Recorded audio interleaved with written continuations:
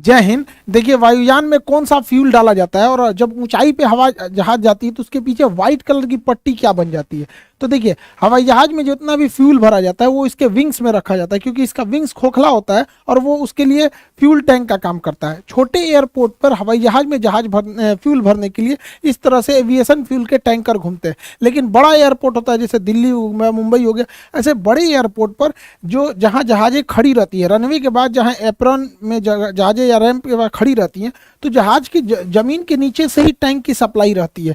यहाँ से पाइप जोड़ दिया जाता है। ये बस जो है, इसके अंदर कोई भी फ्यूल नहीं है। बस क्या करता है, इसे पाइप से जोड़ के इससे प्रेशर जनरेट करता है।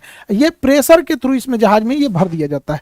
तो ये प्रेशर सिस्टम वाला होता है ना, ये बड़े एयरपोर्ट पे ही मिलेगा। रेड कलर की ऐसे पट्टी रहेगी, यहाँ से पाइप को जोड़ दिया जाएगा और इस पाइप को जब इसमें से जोड़ दिया जाएगा तो इस ट्रक के अंदर केवल प्रेशर जनरेट करता है, जो कि इसके अंदर से फ्यूल को खींच के इसमें विंग्स में इसके डाल सके। तो ये व्यवस्था केवल बड़े एयरपोर्ट पर होती है।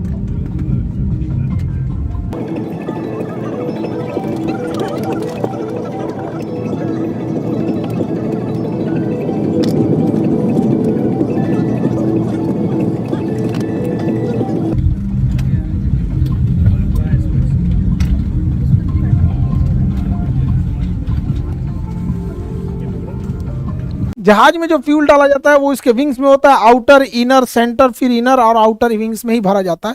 फ्यूल भरने से पहले उसके अंदर से पहले वाटर को चेक किया जाता है, यहाँ पे थोड़ा सा ड्रॉप करा के इसमें से कि इसमें कहीं वाटर के ड्रॉपलेट तो नहीं है, ताकि पहले से कोई दुर्घटना से रोका जा सके। उसके बाद फ्यूल भरने से पहले इसको एक किसी न किसी अर्थिंग से जोड़ दिया जाता है, क्योंकि हवाई जहाज जब बहुत तेजी से उड़ान भरता है और लैंड करता है तो उसके चारों ओर स्टैटिक चार्ज जमा हो जाते हैं, इलेक्ट्रॉन्स हो जाते हैं, तो वो इसके रास्ते चले जाते हैं। अदरवाइज छूने पे बॉडी पे करंट मार सकता है।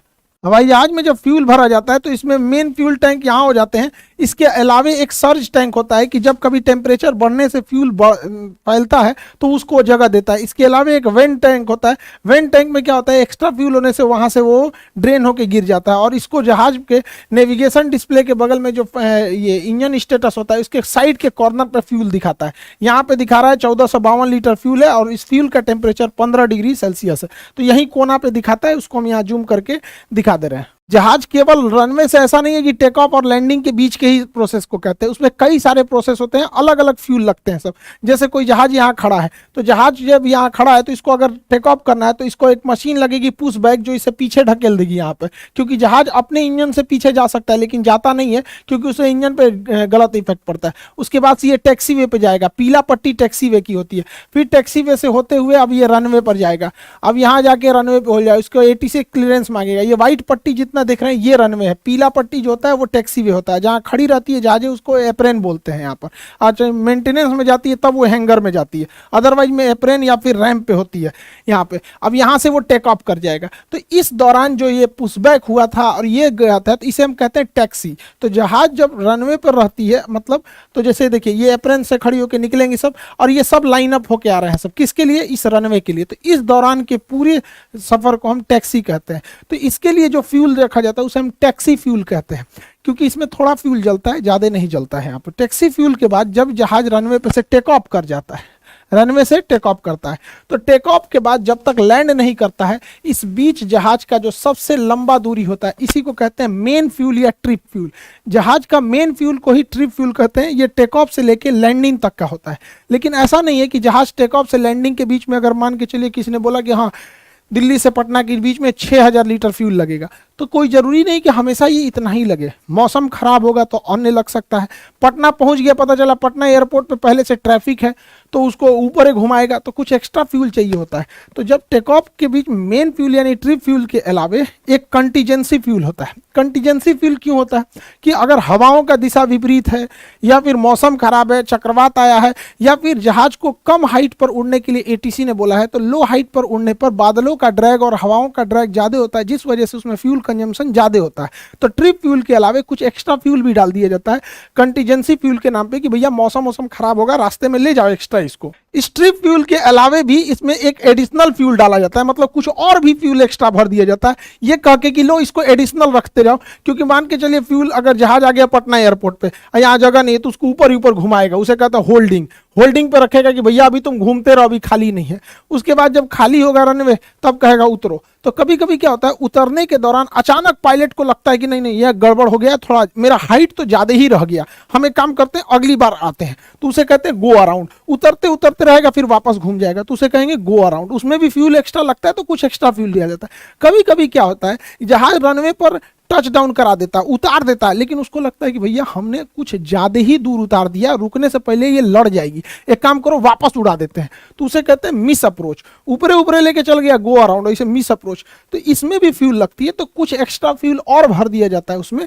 उसे हम कहते हैं एडिशनल फ्यूल। सब एक ही टैंक में जाता है लेकिन कर दिया जाता है। जैसे आप लोग घर से पैसा नहीं लेके आते हैं कि लो बउआ ये स्कूल का फीस रख लो, ये पॉकेट खर्च रख लो, ये लो कुछ और पैसा रख लो, बीमार पड़ जाओगे, तो ऐसे ऐसे करके आपको पैसे दिए जाते हैं ना, तो कुछ एक्स्ट्रा भी दे दिया जाता है। वैसे ही हो गया एडिशनल फ्यूल। इस एडिशनल फ्यूल के अलावे इसमें अल्टरनेट फ्यूल भी रखा जाता है, कुछ और फ्यूल दे दिया जाता है। अल्टरनेट फ्यूल क्यों दिया जाता है कि जब कभी भी एयरपोर्ट पे जाते हैं तो हो सकता है कि उस वेद वहाँ इतना हैवी ट्रैफिक हो कि वहाँ आपको उतरने के लिए परमिशन ही नहीं दे, कहे कि दूसरे शहर में जाके उतर जाइए, या फिर मेंटेनेंस का काम चल रहा हो, एयरपोर्ट खराब हो, विजुअलिटी एकदम कम हो। अक्सर देखेंगे ठंड के मौसम में कि इस एयरपोर्ट पे नहीं, आप दूसरे एयरपोर्ट पे उतरिए, तो दूसरे एयरपोर्ट पे जाने के लिए भी चाहिए ना फ्यूल, की ऊपर कहेगा कि भैया हम फ्यूले लेके नहीं आए थे, तो उस एक्स्ट्रा फ्यूल को हम लोग कहते हैं अल्टरनेट फ्यूल। उसमें डाल दिया जाता है कि दूसरे शहर पे भी जाके तुम लैंड कर सकते हो। इन सब के अलावे जहाज को 30 मिनट तक यानी आधे घंटे तक एक्स्ट्रा उड़ने भर का फ्यूल डाल दिया जाता है, जिसे हम लोग कहते हैं रिजर्व फ्यूल। रिजर्व फ्यूल जब भी काम आएगा, जब इमरजेंसी होगी तब, सारा फ्यूल खत्म, अब उसको पास महज आधे घंटे और उड़ान भरने के लिए फ्यूल बचा है, तो ऐसे फ्यूल को हम रिजर्व फ्यूल कहते हैं। ये बहुत रेयर केस में ही इसका यूज किया जाता है। तो जहाज में जितना फ्यूल होता है उस फ्यूल को हम कहते हैं block fuel. Block fuel 6 type के फ्यूल से होता है। इसका कुछ taxi fuel, trip, contingency, additional, alternate and reserve fuel, इन जितना फ्यूल बताए हैं इन सब को जोड़ देंगे तो उसे कहते हैं ब्लॉक फ्यूल। तो जहाज कितने फ्यूल को लेके जाता है? ब्लॉक फ्यूल को, ताकि वो अपने ब्लॉक टाइम पर अपना उड़ान भर सके। अब ब्लॉक टाइम क्या होता है? देखिए, ब्लॉक फ्यूल तो जितना फ्यूल का कंजम्पशन होता है लैंडिंग से लेके टेक ऑफ से लैंडिंग के बीच में, उसे हम लोग ब्लॉक फ्यूल कहते हैं। ब्लॉक टाइम क्या होता है? जहाज की हर एक स्टेप जितना वो समय बिताया रहता है उसे हम ब्लॉक टाइम कहते हैं। जैसे जहाज अपने रनवे पे यहाँ खड़ा रहेगा, तो खड़ा रहेगा तो उसे पहले एक टैक्स पुश बैक किया जाएगा, तो उसमें किस फ्यूल जाएगा उसे पीछे ढकेल दिया जाएगा ताकि अब वो सीधे जा सके। इसके बाद ये टैक्सी वे पे जाएगा तो फिर टैक्सी वाला फेज आ गया। उसके बाद ये टेक ऑफ करेगा तो टेक ऑफ फेज हो गया। उसके बाद क्लाइम करेगा और ऊपर जाएगा। क्लाइम के बाद आता अगला स्टेप आता है क्रूज। अब ये सीधा उड़ता है। क्रूज में ही सबसे ज्यादा टाइम होता है। जहाज सबसे ज्यादा समय अपने क्रूजिंग टाइम देता है। यहाँ जहाज में कोई दिक्कत नहीं आती है, टर्बुलेंस भी बहुत कम देखने को मिलता है। इसी समय सारे एयर होस्टेस खाना वगैरह परोसती हैं, इसी में सबसे ज्यादा समय बिताया जाता है। फिर जब रनवे एयरपोर्ट से लगभग 150 किलोमीटर दूर रहते हैं, 150 से 200 किलोमीटर, तो पायलट उतरने की तैयारी करता है और बोल देता है we are going to descend. अब उसके बाद क्या नंबर आता है? 6वां नंबर डिसेंट का। अब धीरे धीरे पायलट नीचे उतरता है। डिसेंट के बाद एयरपोर्ट के पास वो होल्डिंग आ जाता है। होल्डिंग मतलब वो चक्कर लगाता है कि अब कौन से डायरेक्शन से उतरना है। उसके बाद जैसे उसे क्लियरेंस हो जाता है वो अप्रोच करता है। अप्रोच मतलब एकदम लाइन अप हो जाता है रनवे के सीध में कि अब उसे उतर जाना है। और उसके बाद वो क्या कर देता है? लैंडिंग यानी टच डाउन कर देता है। टच डाउन करने के बाद अब उसको जहां जिस गेट पे बोला जाता है लगाने के लिए, उसे टैक्सी इन करके उसे अपने तयशुदा गेट के हिसाब से लगा देता है। यानी ये 10 स्टेप में टोटल जहाज के फेज में बांटा गया है। इन 10 स्टेप को जब हम मिला देते हैं तो उसे हम कहते हैं ब्लॉक टाइम। तो हवाई जहाज जैसे इंजन स्टार्ट होता है तो टोटल 10 फेज में जाता है ब्लॉक टाइम, और इसमें जितने फ्यूल लगते हैं उसे हम लोग ब्लॉक फ्यूल कहते हैं। तो ब्लॉक फ्यूल में ये 6 फ्यूल आएंगे और ब्लॉक टाइम में ये 10 स्टेजेज आएंगे। हवाई जहाज की 10 स्टेज, इसी स्टेज में पूरी हवाई यात्रा कंप्लीट होती है। फ्यूल डंपिंग या जेटिसन क्या होता है? टेक्निकल भाषा इसे जेटिसन कहते हैं या इसे ऐसे नॉर्मल भाषा में फ्यूल डंपिंग कहते हैं। देखिए, जो फ्यूल होता है वो विंग्स में होता है, और विंग्स में फ्यूल के वजह से विंग्स काफी भारी हो जाते हैं। जहाज के विंग्स काफी भारी हो जाते हैं, तो जहाज जब टेक ऑफ करता है तो उसकी स्पीड कम होती है और टेक ऑफ कर जाता है। लेकिन कभी कभी क्या होता है, टेक ऑफ के कुछ ही समय बाद टेक्निकल खराबी या किसी इमरजेंसी की वजह से जहाज को दोबारा लैंड कराना होता है।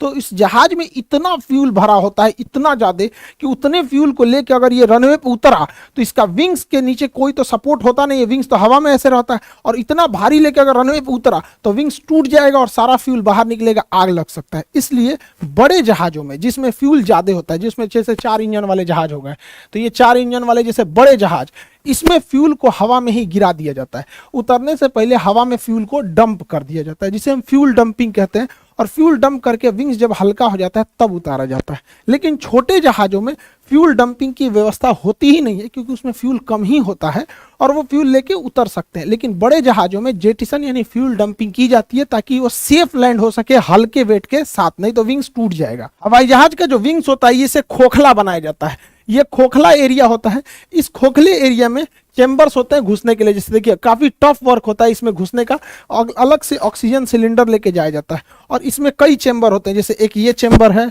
एक ये चेंबर है, ऐसे करके कई सारे इसमें चेंबर बटे होते हैं। जैसे देखिए एक चेंबर में ये आदमी घुसा हुआ है, तो ऐसे ऐसे कई चेंबर बने होते हैं विंग्स के ऊपर यहाँ पे, इसी में टोटल फ्यूल को रखा जाता है।